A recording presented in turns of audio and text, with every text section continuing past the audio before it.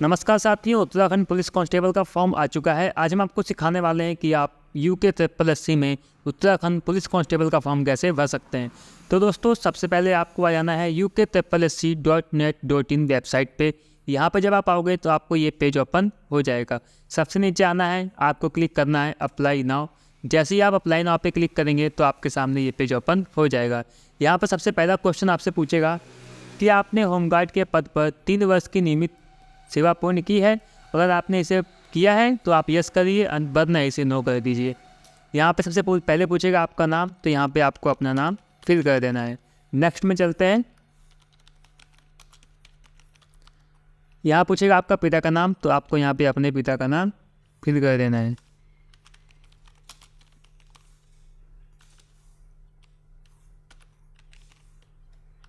फिर आपको डालना है अपने मदर का नाम।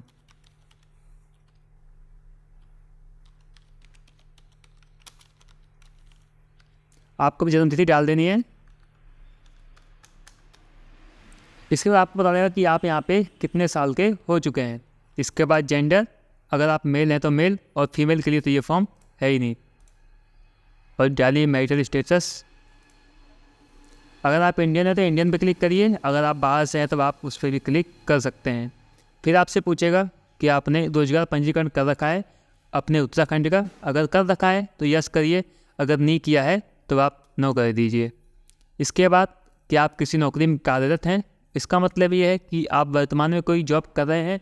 अगर कर रहे हैं तो यस करिए, अगर नहीं कर रहे हैं तो नो कर दीजिए। फिर पूछेगा क्या आपने उत्तराखंड में किसी भी स्थित मान्यता प्राप्त संस्थान से हाई स्कूल या इंटर कर रखा है। तो दोस्तों, सबने कर रखा होगा हाई स्कूल या इंटर, तो आप इस पर क्लिक कर दीजिए। इसके बाद कि आपके पति या पत्नी, आपके माता पिता उत्तराखंड में सेवा सशस्त्र बलों ये कर्मचारी हैं। अगर हैं तो ठीक है, वरना इसे नो कर दीजिए। इसको भी नो कर दीजिए और इसको भी नो कर दीजिए। इसके बाद अगर आप स्थायी निवासी हैं उत्तराखंड के और आपके पास उत्तराखंड का स्थायी प्रमाण पत्र है, तो आप इसको यस कर दीजिए। फिर अपनी कैटेगरी सेलेक्ट कीजिए। अगर आप OBC हैं, SC हैं, ST हैं या फिर सामान्य, तो आप जो हैं वो आप यहाँ पे सेलेक्ट कर सकते हैं। इसके बाद यहाँ पे आपको सर्टिफिकेट नंबर डालना है। तो सर्टिफिकेट पहले बताना है कि किसके द्वारा प्रमाणित किया गया है। तो ये तहसीलदार बनाता है। तो यहाँ पे कब इशू किया गया वो डेट आप डाल दीजिए। इसके बाद अपना सर्टिफिकेट नंबर यहाँ पे आप डाल दीजिए।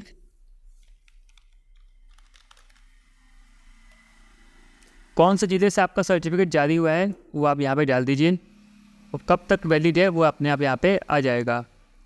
इसके बाद आएगा कि आप भूतपूर्व सैनिक हैं। अगर आप सैनिक हैं तो यस करिए, वरना नो कर दीजिए। या आंदोलन, ये भी नो हो जाएगा और ये भी नो हो जाएगा। अगर आप कुशल खिलाड़ी हैं तो आप इसे यस कर सकते हैं, ये कर सकते हैं। मैं तो नहीं हूँ, लेकिन इसको मैं नो कर दूंगा। कि आप स्वतंत्रता सेनानी पर आश्रित हैं, यस है तो करिए, वरना नो कर दीजिए। इसके बाद एक नया ये आया है जिसमें लिखा है जिनके जैविक दत्तक माता पिता दोनों ही बच्चे के जन्म के बाद 21 वर्ष तक की अवधि के भीतर, मतलब कि जो बच्चे अनाथ हैं उनके लिए है। अगर आप अनाथ हो तो आप यस पे क्लिक करिए, वरना आप नो पे क्लिक कर दीजिए। इसके बाद पूछेगा आपकी ईमेल आईडी, आप अपनी ईमेल आईडी डाल दीजिए।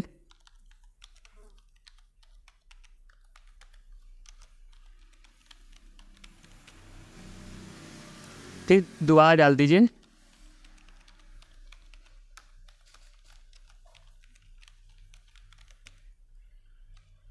इसके बाद अपना मोबाइल नंबर डालिए।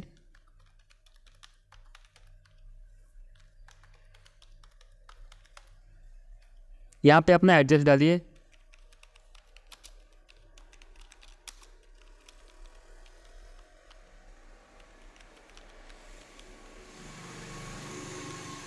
यहाँ पे डालिए अपना राज्य। यहाँ पे डालिए जिला। यहाँ पे डाल दिए अपनी सिटी,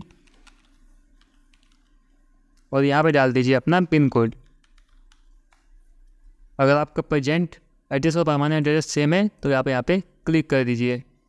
फॉर्म आपको कहाँ वाला याद है तो आप वहाँ पे एड्रेस अपना डाल सकते हैं। कोई भी पासवर्ड रखिए, इसको आप याद रखिएगा।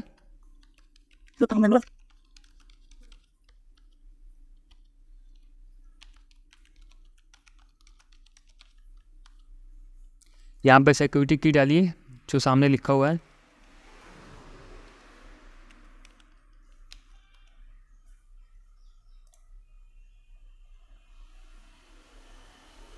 कैप्चा गलत हो गया। यहाँ पे दोस्तों आप अपनी डिटेल चेक कर लीजिए, क्योंकि यहाँ पे डिटेल गलत होगी तो फिर बाद में आपको दिक्कतों का सामना करना पड़ेगा। अगर आपकी सब डिटेल सही है तो यहाँ पे नीचे जाके इस पर क्लिक करके आप इसे सबमिट कर दीजिए। तो दोस्तों यहाँ पे आपका रजिस्ट्रेशन सक्सेसफुल हो गया है। अब मैं आगे आपको बताता हूँ कि आप अपना फॉर्म कैसे अप्लाई कर सकते हैं। तो दोस्तों आप अपना यहाँ पे जीमेल डालिए, यहाँ पे जो पासवर्ड बनाया था आपने वो यहाँ पे डालिए और यहाँ से कैप्चा डाल के आप इसको लॉगिन करिए।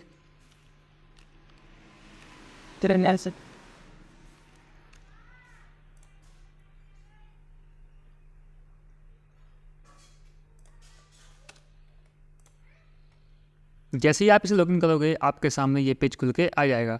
सबसे पहले आपको डालना है अपना क्वालिफिकेशन। सबसे पहले डालिए अपना हाई स्कूल, इसके बाद कौन से बोर्ड से किया है, तो मैंने किया उत्तराखंड बोर्ड से, तो मैं यहाँ पे डालूंगा Uttarakhand board, Uttarakhand board of school education. यहाँ पे डाला। कब पास किया आपने वो डाल दीजिए। सब्जेक्ट कौन से हैं आपके पास, सब्जेक्ट डाल दीजिए। हाई स्कूल में कौन कौन से सब्जेक्ट हैं आपके पास, मेरे पास थी इंग्लिश,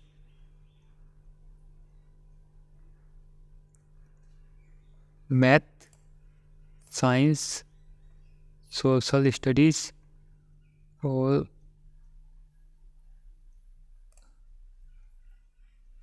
ठीक है अदर सब्जेक्ट में आप डालिए जो आपके पास था। हिंदी डाल दीजिए, हिंदी वहाँ पे नहीं सेलेक्ट किया आपने। यहाँ पे अंक डालिए, अगर आपके मार्क्स है तो मार्क्स में डालिए यहाँ पे, और यहाँ पे जितने में से आए वहाँ पे ये डालिए और जितने नंबर आए हैं आप वो डालिए।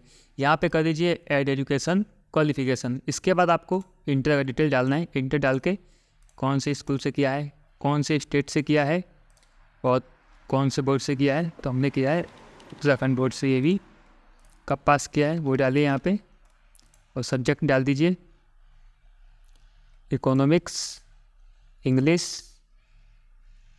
हिंदी, पॉलिटिकल साइंस और सोशियोलॉजी। यहाँ पे अंक डाल दीजिए,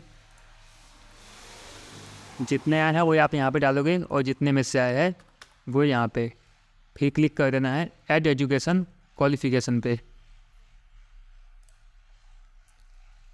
यहाँ पे तो दोस्तों आप लोग फॉर्म सही से भरिएगा, तो वरना बाद में आपको दिक्कतों का सामना करना पड़ सकता है। तो आपसे पूछेगा क्या आपने न्यूनतम 2 वर्ष तक की अवधि तक सेवा की है तो यस करिए, वरना इसे नो कर दीजिए। क्या आपके पास बी प्रमाण पत्र है, नहीं है। क्या आपके पास हिल सर्टिफिकेट है, नहीं है। तो आपके लिए आप किस जगह पेपर देना चाहते हैं, तो यहाँ से आपके सेंटर पूछेगा, वो सेंटर आप यहाँ पे डाल दीजिए। तो मेरा पहला सेंटर उधम सिंह नगर, दूसरा डाल देता मैं नैनीताल। इसके बाद आपके पास कोई आपके खिलाफ कोई आपराधिक मामला लंबित है, अगर है तो यस करिए, वरना नो कर दीजिए। नो यस करेंगे तो आपको दिक्कतों का सामना आगे करना पड़ सकता है। क्या आप ब्लैक लिस्टेड हैं पहले से किसी भी एग्ज़ाम को लेके, नहीं, मैं तो ब्लैक लिस्टेड नहीं हूँ। यहाँ पे कोई भी एक आई डी डालिए, मैं अपनी आई डी डालूँगा आधार कार्ड। यहाँ पे अपना आधार कार्ड नंबर डाल दीजिए और यहाँ पे फॉर्म को कंटिन्यू पे क्लिक कर दीजिए। और दोस्तों यहाँ पे आपको फ़ोटो सेलेक्ट करना है और यहाँ पे सेलेक्ट करना है अपना साइन। तो फ़ोटो और साइन सेलेक्ट करने के बाद हम वापस आते हैं। तो दोस्तों यहाँ पर हमने फ़ोटो और साइन दोनों अपलोड कर दिए हैं और बढ़ते हैं इस फॉर्म में हम आगे। जैसे फॉर्म में आगे बढ़ोगे तो आपको लास्ट स्टेप फाइनल करना है, जो कि है पेमेंट। यहाँ पे आपको पेमेंट करना है। पेमेंट करने के लिए आपको यहाँ पे क्लिक करना है और इस पर भी क्लिक करना है, प्रोसीड कर देना है। एक पे नाउ पे क्लिक करना है। जैसे ही पे नाउ पे क्लिक करोगे आप यूपीआई, वॉलेट, किसी भी चीज़ से आप पेमेंट कर सकते हैं। सबसे अच्छा तरीका है यूपीआई पे क्लिक करिए और जनरेट क्यूआर कोड पे क्लिक करिए। गूगल पे, पेटीएम या किसी चीज़ से आप यहाँ पे स्कैन करके पेमेंट कर सकते हैं। तो दोस्तों इसके बाद जैसे ही आपकी पेमेंट हो जाएगी, पेमेंट होने के बाद आप इसका प्रिंट आउट निकाल सकते हैं। तो दोस्तों, अगर ये जानकारी आपको अच्छी लगी तो वीडियो को लाइक करिए, चैनल को सब्सक्राइब करिए, अपने दोस्तों को शेयर करिए ताकि वो भी इस वीडियो में दी गई जानकारी का फ़ायदा उठा सकें।